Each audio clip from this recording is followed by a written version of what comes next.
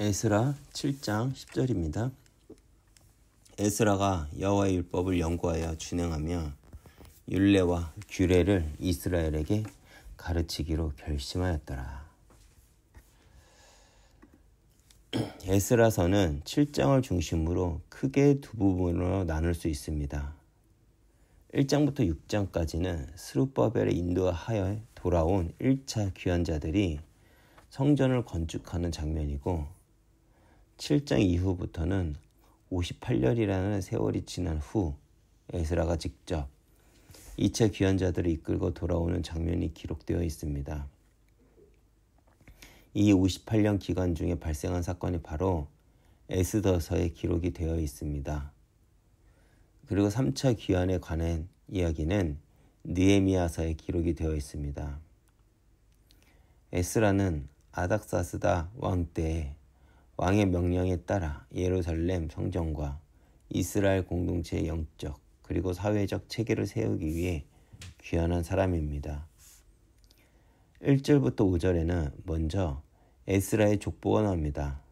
이는 마치 마태복음 1장에 나타난 예수님의 족보가 단지 예수님이 다윗의 자손이라는 점을 강조하여 편집한 것처럼 에스라의 족보도 그가 아론의 직계 후손이며 여호사닥의 직계 자손으로서 대제사장의 혈통임을 강조하는데 역점을 두고 기록된 것입니다.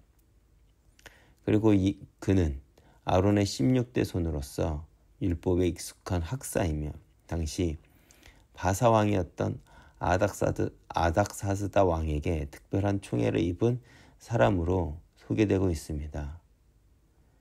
에스라는 백성들에게 여호와의 율례와 규례를 가르치기 위해 아닥사스다 왕의 조서를 따라 많은 이스라엘 지도자들을 데리고 본국으로 귀환하였습니다. 하나님께서는 바사왕 코레스 그리고 다리오 왕의 마음과 이스라엘 백성들의 마음을 움직이시사 예루살렘 성전을 재건하게 하시고 예배를 회복해 하셨습니다. 그리고 이제는 내적인 변화와 부흥을 위한 일들이 시작하려고 하시는 것입니다. 바로 그 일에 에스라가 사용되어진 것이고 에스라를 통해 말씀의 재정립이 이루어지게 하시는 것입니다. 이를 통해 우리가 알 수 있는 것이 무엇입니까?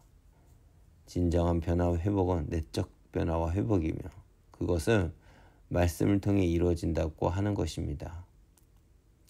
바벨론의 포로로 잡혀 살고 있는 사람이면서도 율법을 늘 묵상하였고 연구하고 그래서 율법에 정통한 에스라를 하나님은 사용하십니다. 그리고 그에게 다른 일을 하게 하신 것이 아니라 바로 하나님의 말씀을 가르치도록 하십니다. 성전이 재건되고 유월절 예배를 비롯한 예배가 시작되었지만 그것으로 끝난 것이 아닙니다. 이제 본격적인 부흥과 회복이 일어나야 되는데 바로 그것들을 위해 말씀으로 준비된 자를 주님은 사용하시고 말씀을 통해 그 일을 이루려고 하는 것입니다. 그래서 우리는 말씀으로 준비되고 말씀으로 훈련되고 말씀을 바로 아는 것이 참으로 중요합니다. 진정한 부흥과 변화와 회복의 바탕에는 말씀이 있어야 합니다. 하나님께서는 말씀으로 준비된 자를 사용하셨고 말씀을 통해 역사하시는 것입니다. 그래서 우리는 말씀의 훈련, 말씀의 준비가 필요한 것입니다. 그럴 때만 하나님께서 저와 여러분을 통해 크고 놀라운 일을 이루실 것입니다. 또한 우리가 에스라서를 읽으면서 우리가 또 배우고 깨닫는 것은 바로 하나님의 일하심입니다. 하나님을 섬기는 백성도 아닌 아닥사스다 왕이 에스라에게 내린 조서를 보며 참으로 놀랐습니다. 그는 하나님을 하늘의 하나님으로 인정하고 그에게 예배하고 그의 말씀대로 이스라엘 백성들에게 살아가기를 소원했고 그의 필요한 모든 지원을 아끼지 않았습니다. 그것을 위해 에스라와 이스라엘 지도자들을 예루살렘으로 보내고 필요한 모든 물자들을 공급해주고 제사장을 비롯한 성전 봉사자들에게 모든 세금을 면제해 주면서 이 일을 신속히 진행하라고 합니다. 놀라운 일이죠. 그 이유가 무엇일까요? 23절에 그는 하나님을 두려워했기 때문입니다. 하나님께서는 그들의 마음을 움직이셔서 하나님을 두려워하게 하사 예루살렘 성전을 재건케 하셨고 왕과 관료들의 마음을 움직이사 에스라에게 호의를 베풀게 하십니다. 하나님께서는 이 모든 일을 이루신 것입니다. 사실 우리가 세상에 살면서 예수를 믿을 때 오히려 그 일로 인하여 우리가 핍박을 당하고 손해를 보면 어떻게 하는가 하는 염려를 하게 됩니다. 그런데 오늘 본문을 통해 우리가 깨닫게 되는 것은 그 모든 상황, 그 모든 사람들의 마음을 하나님께서 능히 움직이시고 주님의 일을 가능케 하신다고 우리에게 알려줍니다. 결국 문제는 우리들입니다. 우리들이 하나님 앞에서 말씀 가운데 신실하게 서 있는가 하는 것입니다. 사람의 마음을 움직이시고 상황을 움직이시는 것은 하나님께서 하실 일이지만 그 하나님을 신뢰하고 믿음으로 그 말씀 가운데 서 있는 것은 우리의 몫이라는 것이죠.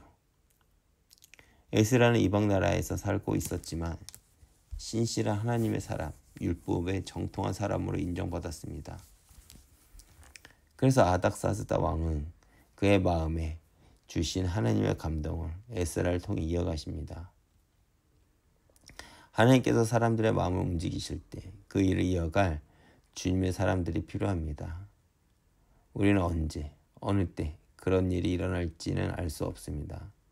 단지 우리는 어떤 상황 속에서도 누구 앞에서도 신실하신 하나님의 사람으로서 서 있어야 한다는 것입니다. 때가 되어 하나님께서는 사람을 움직이실 것이고 상황을 움직이실 때 하나님께서는 그리고 사람들은 신실한 하나님의 사람들을 찾게 될 것이고 바로 그 자리에 저와 여러분들이 있어야 할 것입니다. 오늘도 이 말씀을 붙잡고 하나님이 원하시는 자리에 서 있는 날이 되길 기도합니다.